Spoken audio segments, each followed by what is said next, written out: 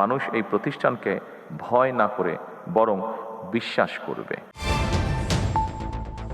রাজস্ব ব্যবস্থাপনা আরও আধুনিক, জনবান্ধব ও দুর্নীতিমুক্ত করার আহ্বান জানিয়েছেন প্রধানমন্ত্রী তারেক রহমান। আজ রাজস্ব সম্মেলনে তিনি বলেন, করদাতাদের এমন একটি ব্যবস্থা দিতে হবে যেখানে এনবিআরকে মানুষ ভয় নয় বিশ্বাস করবে, ফলে সহজ হবে রাজস্ব আহরণ।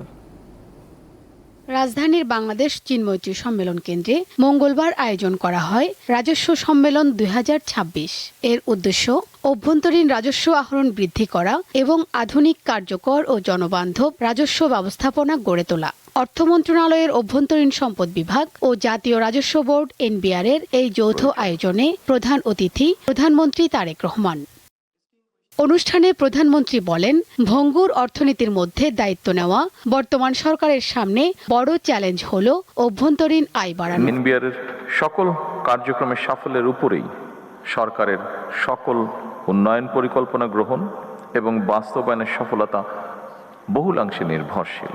রাজস্ব ব্যবস্থাপনায় অতীতের অনিয়ম ও স্বেচ্ছাচারিতার সমালোচনা করে এনবিআরকে জনগণের আস্থাভাজন প্রতিষ্ঠানে পরিণত করার পরামর্শ দেন সরকার প্রধান। কর ব্যবস্থাপনা কিংবা কর আদায় পদ্ধতি সহজ এবং দুর্নীতি ও হয়রানিমুক্ত হওয়া প্রয়োজন, যাতে মানুষ স্বেচ্ছাপ্রণোদিত হয়ে কর আদায় স্বাচ্ছন্দ্য বোধ করেন।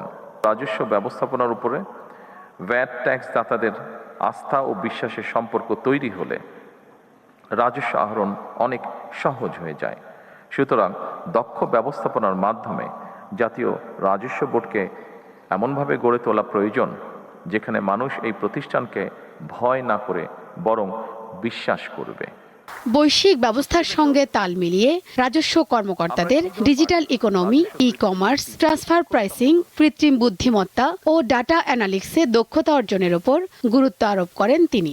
আমি আশা করি দেশের স্বার্থে আপনারা এনবিআরকে জনগণের আরো বিশ্বস্ত এবং আস্থাভাজন প্রতিষ্ঠানে পরিণত করতে সক্ষম হবেন। ব্যক্তি স্বার্থের চেয়ে প্রতিষ্ঠান তথা সবার আগে দেশের স্বার্থ রক্ষা করা প্রয়োজন।